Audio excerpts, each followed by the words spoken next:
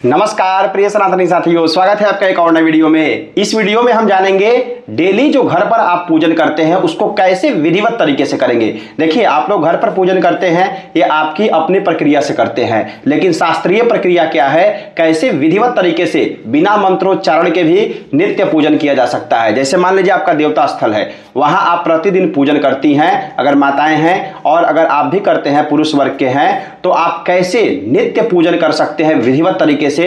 किसके बाद क्या करना चाहिए, भगवान को स्नान कैसे कराना चाहिए, चंदन इत्यादि कैसे लगाना चाहिए, कब भोग लगाना चाहिए, कब दीपक दिखाना चाहिए, कौन सा मंत्र बोल सकते हैं, संकल्प इत्यादि कैसे बोलते हैं, अथवा पूजन को कैसे विधिवत तरीके से श्रद्धा पूर्वक करेंगे, ये सब इस वीडियो में हम लोग डिटेल में सीखेंगे। ठीक है, प्रैक्टिकल मैं आपको करके दिखाऊंगा कि कैसे पूजन नित्य किया जाता है। तो चलिए वीडियो को हम लोग शुरू करते हैं, आपको दिखाते हैं कि पूजन कैसे डेली आप अपने घर पर नित्य कर सकते हैं।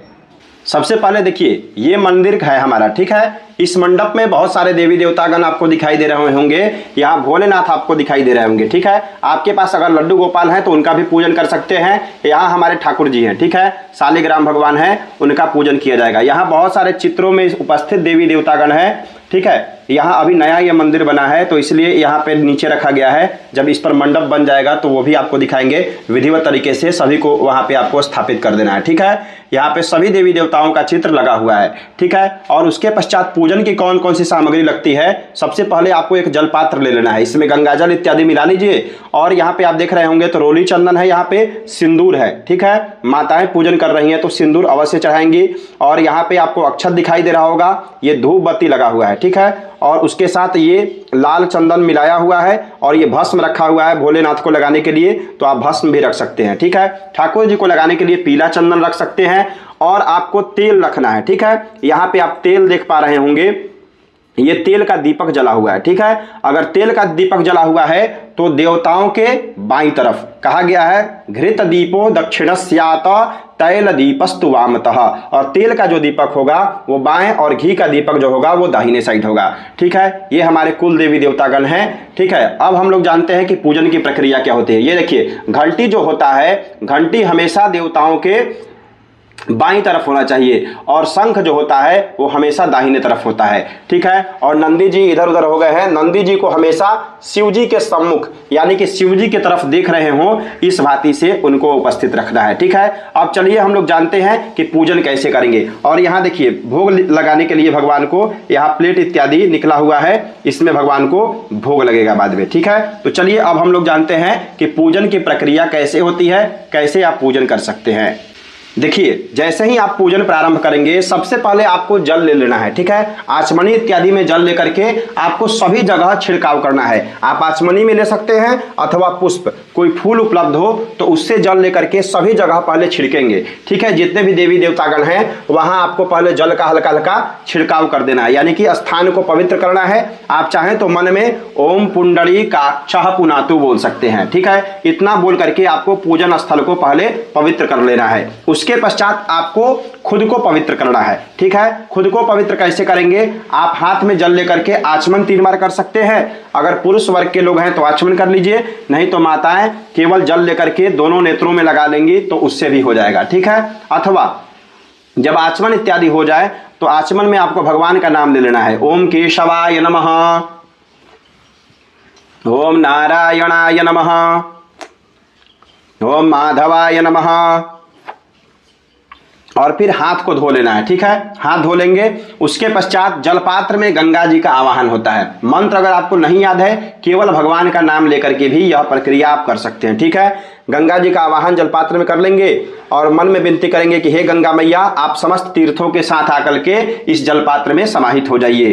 ठीक है, उसके पश्चात आपको जलपात्र में क्या करना है, फूल में हल्का सा चंदन लगा लेना है। ठीक है, रोली चंदन, थोड़ा सा अक्षत लगा लीजिए। ठीक है, फूल चंदन अक्षत लीजिए और नमस्कार करते हुए जलपात्र में रख दीजिए। ठीक है, इतना कर लेंगे। उसके पश्चात आपको शरीर शुद्धि करनी है, यानी कि जल लेना है और अपने शरीर के ऊपर छिड़कना है और बोलना है क्या कि हे देवता, हमारे तन और मन को पवित्र करे, और शरीर पर छोड़ेंगे और ओम पुंडरीकाक्षः पुनातु बोल लेंगे। ठीक है, इतना कर लेंगे तो आपकी शरीर शुद्धि हो जाएगी।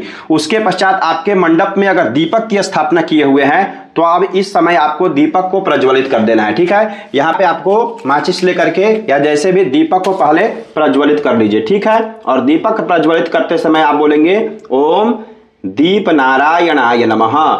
ठीक है, और फूल चंदन अक्षत आपको दीपक के पास भी चढ़ा देना है। अगर आप चाहें तो यह बोल सके ओम सर्वोपचारार्थे गंधाक्षत पुष्पम समर्पयामि दीप नारायणाय नमः, तो बोल दीजिए, नहीं तो ऐसे ही दीप देवता को प्रणाम करके वहां फूल चंदन अक्षत चढ़ा दीजिए। ठीक है, इतना कर लेंगे। उसके पश्चात आपको पुनः जल लेकर के शरीर के ऊपर तो हो ही गया है, अब आसन के ऊपर अपने जहां बैठे हुए हैं उस आसन पर छोड़िए और फूल चंदन अक्षत चढ़ा करके थोड़ा सा धरती माता को प्रणाम कर लीजिए। ठीक है, अब आपको संकल्प लेना है। संकल्प कैसे लेना है, आपको हाथ में जल ले लेना है या आचमनी में जल ले लीजिए और सिंपल और साधारण संकल्प आप ऐसे कर सकते हैं। देखिए, कहिए कि आज मैं इस शुभ समय में, इस शुभ अवस्था में, इस शुभ समय में आज भगवान के समीप मैं संकल्प करने जा रहा हूं कि हे प्रभु, हमारे घर में सुख शांति बनी रहे, हमारे जीवन में समृद्धि बनी रहे, हमारे परिवार में आरोग्यता बनी रहे, सभी कोई स्वस्थ रहे, विद्यार्थीगण अपने अपने पढ़ाई के क्षेत्र में आगे बढ़े, जितने भी धनार्थी लोग हैं जो धन कमाने वाले हैं वो अपने अपने कार्य क्षेत्र में आगे बढ़े और घर में सुख शांति बनी रहे, ऐसा आशीर्वाद दीजिए। और हमें आशीर्वाद दीजिए ताकि निरंतर हमारा ध्यान और मन पूजन इत्यादि में लगा रहे, क्योंकि भगवान के चरणों में जब ध्यान लगा रहता है तो धीरे धीरे हम सुख समृद्धि की तरफ आगे बढ़ते हैं। ठीक है, इस प्रकार से हे प्रभु हमें शक्ति और सामर्थ्य दीजिए ताकि हम अपने जीवन में कभी भी विपद परिस्थितियों में घबराएं नहीं। इस प्रकार से संकल्प कर लेंगे और भगवान के नजदीक आपको संकल्प को चढ़ा देना है। ठीक है, और केवल जल लेकर के, कोई जरूरी नहीं है कुशा इत्यादि लेने का, प्रतिदिन के पूजन में इसी प्रकार से संकल्प होता है। ठीक है, संकल्प कर सकते हैं इस प्रकार से, जो भी मन की विनती हो भगवान को कह दीजिए। ऐसा नहीं है कि भगवान केवल संस्कृत ही समझते हैं, संस्कृत क्या है, देववाणी है। देववाणी है तो विशेष कर्मानुष्ठान के लिए, जैसे किसी प्रकार का पूजन इत्यादि कर रहे हैं तो उसके लिए आपको संस्कृत बोलने की आवश्यकता है। ठीक है, नित्य पूजन में आपको जो याद है, जैसा भी याद है उस प्रकार से आप पूजन कर सकते हैं। ठीक है, ये हो गया। अब आपको कुछ नहीं करना है, अब आपने देवताओं को स्नान करा देना है। ठीक है, बहुत से लोग यहाँ ध्यान भी करते हैं लेकिन नहीं, नित्य पूजन में सबसे पहले आपको भगवान को स्नान कराना चाहिए। ठीक है, क्योंकि रात्रि कल ही पूजन हुआ था तो अब आपको स्नान कराना है। ठीक है, तो आप स्नान कराने के लिए मैं क्या करता हूं कि मैं यहाँ नंदी जी को अंदर डाल देता हूं और तब यहाँ पे भगवान शिव जी को, भोलेनाथ को पहले स्नान कराता हूं। ठीक है, तो ऐसे जल ले लेना है और जो भी आपको स्तोत्र याद हो, मंत्र याद हो, भगवान के नाम याद हो, आप बोल सकते हैं। ओम नमः शंभवाय च मयो भवाय च नमः शंकराय च मयस्कराय च नमः शिवाय च शिवतराय च। इस प्रकार से भगवान भोलेनाथ को आप स्नान करा दीजिए। ठीक है, जो भी देवता अगर बाल मुकुंद आपके पास उपलब्ध हैं तो उनको स्नान करा दीजिए। केवल फोटो पर पूजन करते हैं तो फोटो के ऊपर आपको स्नान नहीं कराना है। उस समय आपको क्या करना है, उस समय केवल आपको जल लेकर के फोटो के ऊपर, चित्र के ऊपर छिड़क देना है। ठीक है, या नहीं भी छिड़केंगे तो कोई दिक्कत नहीं है, बस भोलेनाथ को स्नान करा दीजिए। और उसके पश्चात मैं क्या करता हूँ, ठाकुर जी को स्नान कराता हूँ। ठीक है, ठाकुर जी को स्नान कराने के लिए किसी अन्य पात्र में, छोटा सा पात्र ले सकते हैं और उसमें भगवान जी को यहाँ पे रख देना है ऐसे, और तब भगवान को स्नान कराना है। ठीक है, ओम श्रीमन्नारायणाय नमः, ओम श्रीमन्नारायणाय नमः, श्रीमन्नारायणाय नमः। इस प्रकार से ठाकुर जी को भी स्नान करा देना है। ठीक है, चंदन इत्यादि इनका मिटका दीजिए। अगर रात्रि में ही कर दे रहे हैं तो ज़्यादा उत्तम है। ठीक है, रात्रि में भी भगवान का तिलक इत्यादि हटा देना चाहिए। ठीक है, उसके पश्चात स्नान करा दिए। अब भगवान को का अंग प्रक्षालन यानी कि उनको पोंछना है। किसी अच्छे वस्त्र में भगवान को यहाँ पे पोंछ करके उनके आसन पर पुनः स्थापित करेंगे। तो पहले मैं भगवान को यहाँ पे, ठाकुर जी को उठाता हूँ और पोंछता हूँ। इस समय आप भगवान का कोई भी हरि संकीर्तन इत्यादि कर सकते हैं। श्रीमन्नारायण नारायण हरि हरि, भजमन्नारायण नारायण हरि हरि, कोई भी भजन इत्यादि आप भगवान का गा सकते हैं। जैसे मैं शिव जी का पूजन करता हूँ प्रतिदिन तो मैं एक प्यारा सा भजन गाता हूँ। बाबा चरणों में दे दो ठिकाना मुझे, भोले बाबा चरणों में दे दो ठिकाना मुझे, मैं भटकता हूँ राह दिखाना मुझे, राह दिखाना मुझे बाबा, चरणों में दे दो ठिकाना मुझे, भोले बाबा चरणों में दे दो ठिकाना मुझे। मैं तो पूजा से जप तप से अनजान हूँ, मैं तो पूजा से जप तप से अनजान हूँ, मतलबी लोगों से मैं परेशान हूँ, मतलबी लोगों से मैं परेशान हूँ।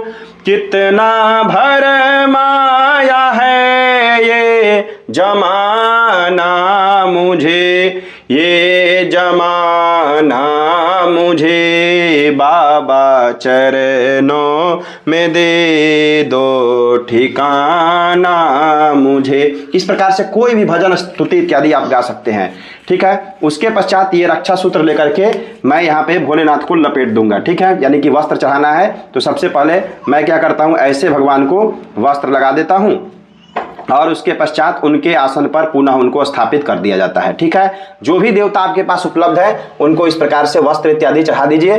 पहले भोलेनाथ को चढ़ा देते हैं वस्त्र और माला भी भगवान को पहना देते हैं, ठीक है। इतना कर दिया जाएगा। उसके पश्चात नंदी जी को भी यहाँ पे बगल में इनके तरफ मुख करके रख दिया जाता है, ठीक है। अब यहाँ ठाकुर जी को भी वस्त्र चढ़ाना है, यानी कि लक्ष्मी नारायण भगवान भी उपस्थित हैं, तो उनको भी यहाँ पे, सत्यनारायण भगवान को भी यहाँ पे वस्त्र चढ़ा देते हैं। हर ब्राह्मण के परिवार में शालिग्राम भगवान होने चाहिए, ठीक है। ये हमारे पूर्वजगण कहा करते थे कि हर ब्राह्मण के यहाँ शालिग्राम भगवान होते हैं तो ज़्यादा उत्तम होता है। इतना हो गया। अब जितने भी चित्र इत्यादि हमारे मंदिर में उपलब्ध हैं उन सभी के ऊपर हल्का हल्का जल का छिड़काव किया जाता है, ठीक है। ऐसे सभी चित्रों के ऊपर जल का छिड़काव कर दीजिए और सभी जगह फूल चंदन अक्षत चढ़ा दीजिए, ठीक है। सभी चित्रों के पास आपको क्या करना है, फूल चंदन अक्षत केवल चढ़ा देना है, ठीक है। आप चाहें तो सभी चित्रों के ऊपर चंदन इत्यादि लगा सकते हैं, नहीं तो फूल में चंदन बोरिए और थोड़ा सा अक्षत लेकर के और सभी चित्रों के पास चढ़ा दीजिए, ठीक है। लक्ष्मी जी के पास चढ़ाइए, जो भी भगवान है बाल मुकुंद भगवान उनके पास चढ़ाइए, ठीक है। पूजन करते हुए लक्ष्मी नारायण भगवान के पास चढ़ाएंगे तो लक्ष्मी नारायणाभ्याम नमः, सरस्वती जी के पास चढ़ाएंगे तो महासरस्वत्यै नमः, हनुमान जी के पास चढ़ाएंगे तो ओम हं हनुमति नमः, ठीक है। पवन पुत्राय नमः, रामदूताय नमः, अथवा शिव जी का चित्र है तो उनके पास चढ़ाएंगे तो सांब सदाशिवाय नमः, शिव सपरिवाराय नमः। राम जी के चित्र के पास चढ़ाएंगे तो राम सपरिवाराय नमः, भगवद विष्णवे नमः। दुर्गा जी के पास चढ़ाएंगे दुर्गा देव्यै नमः, भगवत्यै जगदम्बिकायै नमः। कुल देवी देवता के पास अगर चढ़ा रहे हैं तो कुल देव्यै नमः, चित्रस्थ देव्यै नमः। उसके पश्चात अगर कुल देवता उपस्थित हैं आपके मंडप में तो उनके पास चढ़ाइए, तो उनके पास भी इसी प्रकार से फूल चंदन अक्षत चढ़ाते हुए बोलेंगे कुल देवताभ्यो नमः। इतना बोल करके आपको सभी जगह केवल फूल चंदन अक्षत चढ़ा देना है। यह त्रयोपचार इसको पूजन कहते हैं, 3 उपचार से पूजन, ठीक है। भोग भी आप लगा सकते हैं सभी जगह, नहीं तो केवल फूल चंदन अक्षत भी चढ़ा देंगे तो हो जाएगा। जो आपके पास मूर्तियां उपलब्ध है उनका पंचोपचार षोडशोपचार पूजन इत्यादि करना चाहिए, ठीक है। चित्र जितने भी उपस्थित है त्रयोपचार से पूजन कर सकते हैं, पंचोपचार से भी पूजन कर सकते हैं, सभी जगह भोग भी लगा सकते हैं। इतना कर दिए। अब हम क्या करेंगे कि भगवान को चंदन लगाएंगे, ठीक है। भोलेनाथ हमारे उपस्थित है यहाँ पे। अब इनको प्रेम से चंदन लगाना है। इस समय कोई स्तोत्र का पाठ कर सकते हैं। नमामि समीसा न निर्वाण रूपम विभुम व्यापकम ब्रह्मा वेद स्वरूपम निजम निर्गुणम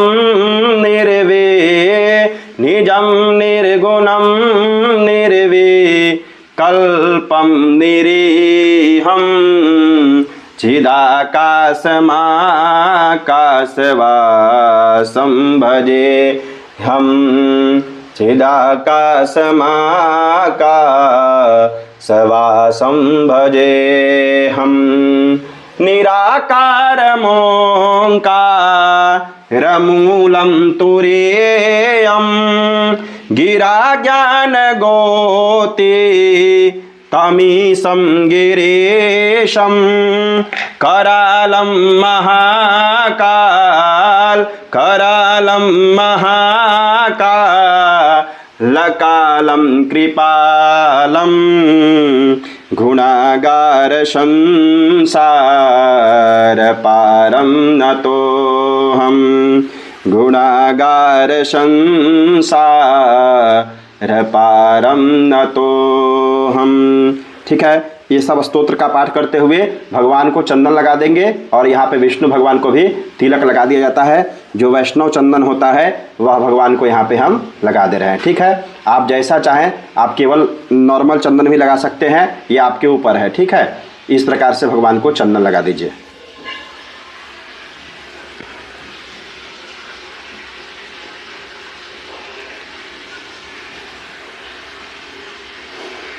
आसरा इस जहां का मिले न मिले, आसरा इस जहां का मिले न मिले, बाबा तेरा सहारा सदा चाहिए, चांद तारे गगन में उगे न उगे, दिल में तेरा बसेरा सदा चाहिए, आसरा इस जहां का मिले ना मिले। भगवान को चंदन लगा करके रख दीजिए। उसके पश्चात अब लाल चंदन इनके ऊपर से लगा देना चाहिए। ठीक है, लाल चंदन अगर आपके पास उपलब्ध है तो लाल चंदन भी लगा दीजिए ऊपर से। विष्णु भगवान को पीला चंदन भी लगा सकते हैं और भगवान को कभी भी चंदन अनामिका अंगुली से लगाना चाहिए। ठीक है, यह बात ध्यान रखिए। भोलेनाथ को तो चंदन हम लगाए हैं तो त्रिपुंड उनको भस्म लगता है तो तीनों अंगुली से लगाए हैं। बाकी देवताओं को चंदन जो है वह अनामिका अंगुली से इस प्रकार से लगाइए। ठीक है, ठाकुर जी को भी हल्का सा चंदन लगा दीजिए। नंदी जी को लगा देते हैं। चित्रों के ऊपर भी आप चाहें तो लगा सकते हैं। ठीक है, चंदन इत्यादि इतना कर देंगे। माताएं अगर पूजन कर रही हैं तो आप सिंदूर भी लगा दीजिए। ठीक है, सिंदूर इत्यादि भी आप चढ़ा सकते हैं। पुरुष वर्ग के लोग पूजन कर रहे हैं तो केवल फूल चंदन अक्षत भगवान को समर्पित कर दीजिए। ठीक है, माताएं सिंदूर चढ़ा सकती हैं, चुटकी से भी चढ़ा सकती हैं अथवा पुष्प में बोर करके इस प्रकार से भी सिंदूर भगवान को समर्पित कर सकती हैं। ठीक है, ये आपके ऊपर है। इतना कर दिए। अब आपको भगवान को धूप और दीपक दिखा देना है। ठीक है, दीपक यहाँ प्रज्वलित है। दीपक के ऊपर केवल आपको अक्षत छोड़ देना है और धूप बत्ती अगर आपके पास उपलब्ध है तो धूप बत्ती जला दीजिए और भगवान को यहाँ दिखाइए। ठीक है, बहुत लोग माताएं को देखते हैं पूजन करती हैं तो पहले भोग लगा देंगी उसके बाद धूप बत्ती दिखाएंगी। नहीं, पहले आपको धूप बत्ती पहले ही दिखा देना है। धूप और दीपक पहले दिखा करके और उसके पश्चात तब आपको भोग भगवान को लगाना है। ठीक है, तो इस प्रकार से हम भगवान को यहाँ पे धूप बत्ती पहले दिखा दे रहे हैं। ठीक है, मंत्र भी बोल सकते हैं। वनस्पति रसोद्भूतो गंधाढ्यो गंधोत्तमः आद्रेयः सर्वदेवानां धूपोऽयं प्रतिगृह्यताम्। ठीक है, धूपम आघ्रापयामि दीपम दर्शयामि हस्तौ प्रक्षाल्य, हाथ धो लेना है। ठीक है, देखिए हाँ एक चीज छूट गया। धूप बत्ती दिखाने से पहले आपको भगवान को बढ़िया तरीके से फूल चढ़ा देना है। ठीक है, पुष्प तो यहाँ पे हम चढ़ाए नहीं हैं तो जो भी पुष्प आपके पास उपलब्ध है भगवान को विधिवत तरीके से चढ़ाइए। शिव जी को सफेद पुष्प अथवा अपराजिता इत्यादि का पुष्प अति प्रिय होता है। तो जो भी आपके पास पुष्प उपलब्ध है उसको देखिए। पुष्प कभी भी भगवान को चढ़ाना चाहिए तो जैसे खिलता है वैसे ही, यहाँ पे जैसे उगता है पुष्प उसी प्रकार से भगवान को पुष्प समर्पित कर देना चाहिए। ठीक है, लाल फूल भी आप भगवान को चढ़ा सकते हैं। शिव जी को लाल फूल इसलिए चढ़ा सकते हैं क्योंकि पार्वती मैया उनके साथ रहती है। ठीक है, लाल फूल चढ़ा दीजिए। विष्णु भगवान को भी यहाँ पुष्प इत्यादि आप चढ़ा सकते हैं। ठीक है, आज पुष्प थोड़ा सा कम निकला है, नहीं तो बाबा का श्रृंगार हम लोग प्रतिदिन बहुत सुंदर तरीके से करते हैं। तो इस प्रकार से आप पुष्प इत्यादि भगवान को समर्पित कर सकते हैं। ठीक है, जो पुष्प जैसा निकलता है उसी प्रकार से भगवान को चढ़ाना चाहिए। उसके बाद धूप बत्ती दिखाइए। पुष्प चढ़ाने के बाद आप चाहें तो अक्षत भी थोड़ा सा चढ़ा सकते हैं। धूप बत्ती इत्यादि दिखा करके और हाथ धो लीजिए। ठीक है, हाथ धो लेंगे और भगवान को अब भोग लगाना है। ठीक है, अब देखिए, भगवान को भोग लगाने के लिए आपको किसी पात्र में थोड़ा सा प्रसाद ले लेना है और एक पुष्प डाल सकते हैं। शिव जी के प्रसाद में बिल्वपत्र अथवा पुष्प डाल सकते हैं। बिल्वपत्र अभी उपलब्ध नहीं है, नहीं तो इनके प्रसाद में बिल्वपत्र, भांग इत्यादि ही डाल सकते हैं। ठीक है। विष्णु भगवान के पूजन में तुलसी पत्र, अभी ठंडी का दिन है, यानी कि ठंडी संपन्न हुआ है, गर्मी जैसे ही प्रारंभ हुआ है, तो अभी तुलसी पत्र उतना नहीं मिल रहा है, नहीं तो तुलसी पत्र भी भगवान विष्णु के पूजन में आप उपलब्ध है, यानी कि रख सकते हैं। ठीक है। माताओं के पूजन में हमेशा लाल पुष्प अगर आपके पास उपलब्ध है तो लाल पुष्प डाल करके भगवती को हमेशा भोग लगाना चाहिए। ठीक है। दुर्गा जी को, लक्ष्मी जी को लाल पुष्प डाल करके भोग लगाते हैं। ठीक है। और देवता को भी एक पुष्प रख करके कुल देवता के पास भी भोग लगा देंगे। ठीक है। चारों जगह भोग लगा दीजिए। और जलपात्र अगर आपके पास उपलब्ध है तो जल लेकर के देवताओं के दाहिने तरफ, ठीक है, हमेशा दाहिने तरफ जल को रखना चाहिए। भगवान के दाहिने तरफ थोड़ा थोड़ा जल रख दीजिए। भगवान को भोग लगा करके ऐसी भावना कीजिए कि हे प्रभु, आप हमारी इस प्रसाद को ग्रहण कीजिए। और इस प्रकार से पांचों अंगुली को मिला करके भगवान के सामने इस प्रकार से मुद्रा दिखा दीजिए। ठीक है। और विनती कीजिए कि हे प्रभु, आप हमारे भोजन को ग्रहण कीजिए। चाहे तो आप थोड़ा सा घंटी भी बजा सकते हैं। ठीक है। भगवान को यहाँ नैवेद्य के समय घंटी और शंख इत्यादि बजा देना चाहिए। ठीक है। इतना कर देंगे तो भगवान का भोग लग जाएगा। ठीक है। जब भोग इत्यादि लग जाए तो अब जो अन्य चीज है, जैसे शंख और घंटी का आप पूजन चाहे तो कर सकते हैं। ठीक है। फूल चंदन अक्षर चढ़ा करके शंख के ऊपर चढ़ा दीजिए और फूल चंदन अक्षर चढ़ा करके घंटा के ऊपर भी चढ़ा करके आप पूजन कर सकते हैं। क्या बोलना है? ओम शंखाय नमः, ओम घंटाय नमः, इतना बोल करके दोनों का पूजन हो जाएगा। इस प्रकार से आप नित्य पूजन कर सकते हैं। अब एक चीज बचा हुआ है, आरती। जैसे ही भोग इत्यादि लग जाए तो भगवान को अब आरती दिखानी है। ठीक है। कर्पूर अगर आपके पास उपलब्ध है तो कपूर की आरती दिखाइए। अगर आपके पास कपूर उपलब्ध नहीं है तो आप घी का दीपक जला करके भी भगवान को आरती दिखा सकते हैं। ठीक है। हमारे पास कपूर अभी उपलब्ध है तो कपूर का ही हम आरती यहाँ पे भगवान को दिखाएंगे। और देखिए, जब आरती भगवान को दिखाएंगे उस समय आपको आरती प्रज्वलित कर लेना है और बोलना है ज्वाला मालिन्यै नमः। और थोड़ा सा ये आरती के पात्र पर रोली चंदन यहाँ पे लगा देना है। ठीक है। थोड़ा सा रोली चंदन लगा दीजिए और आरती को ऐसे ले लीजिए और घंटी ले लेना है आपको एक हाथ में और आरती भगवान को ओम के आकार में दिखाना है। ठीक है। जैसे ऐसे दिखाएंगे भगवान को तो ओम बना करके दिखाना है। ओम कर्पूर गौरम करुणावतारम संसार सारम भुजगेंद्रहारम सदा वसंतम हृदयारविंदे भवं भवानी सहितं नमामि। त्वमेव माता च पिता त्वमेव बन्धो च सखा त्वमेव विद्या द्रविणं त्वमेव सर्वं मम देव देवा। इस प्रकार से भगवान को आरती दिखा देना है। और जैसे ही आरती संपन्न हो, घंटी को भगवान को यहाँ यथा स्थान पर रख दीजिए और आरती को इस प्रकार से लीजिए, आचमनी से और जल से ऐसे आरती को घेर देना है। ठीक है। और भगवान को इस प्रकार से आरती दिखा दीजिए, ऐसे आरती दिखा करके और खुद को आरती लेकर के आप नमस्कार कर लीजिए। ठीक है। आरती को प्रणाम कर लेना है। आप चाहें तो यहाँ पे शंख भी बजा सकते हैं। ठीक है। आरती के समय ही भगवान के सामने शंख बजा देना चाहिए। मैं शंख भी बजा देता हूँ प्रतिदिन, तो शंख भी बजा दे रहे हैं।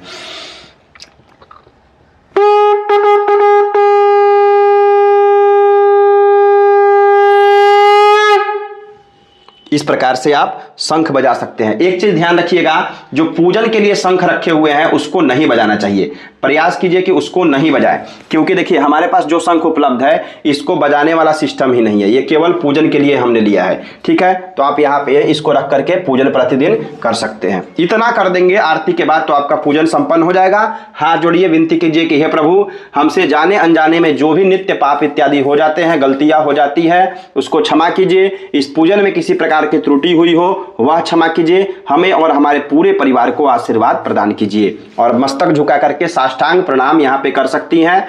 माताएं अगर पूजन कर रही हैं तो साष्टांग प्रणाम करने की आवश्यकता नहीं है, केवल हाथ जोड़ करके प्रणाम कर लीजिए। अंत में यह करना नहीं भूलिएगा, पूजन के लास्ट में एक बार जल लीजिए इस प्रकार से हाथ में, और यह चाहे तो बोल सकती हैं, नहीं तो आप हिंदी में ही बोल दीजिए कि हे प्रभु, हम जो यह पूजन किए हैं यह आपको समर्पित करते हैं। जल को आसन के पास गिराइए और अनामिका उंगली से जल को उठा करके उसी जल को और मस्तक में लगा लेना है और भगवान विष्णु का 3 बार नाम ले लेना है। क्या बोलना है? ओम विष्णवे नमः, ओम विष्णवे नमः, ओम विष्णवे नमः। इतना बोल देंगे तो आपका पूजन एकदम विधिवत तरीके से, शास्त्रीय तरीके से संपन्न हो जाएगा। प्रतिदिन अगर इसी प्रकार से आप पूजन करते हैं तो आपका निश्चित है कि भगवान कल्याण करेंगे। और एक चीज ध्यान रखिए, बहुत से लोग यहाँ पे स्तोत्र इत्यादि का पाठ करते हैं, जैसे बहुत से लोग स्तोत्र का पाठ करते हैं, ललिता सहस्त्रनामावली का पाठ करते हैं, विष्णु सहस्त्रनाम का पाठ करते हैं, श्री सूक्त का पाठ करते हैं। वो सब जैसे ही आरती संपन्न हो बैठ करके विधिवत तरीके से आप यहाँ पे पाठ कर सकते हैं। ठीक है, ये आपके ऊपर है। अगर आप लोग कहेंगे कि पाठ इत्यादि कैसे करते हैं उस पर भी वीडियो बनाइए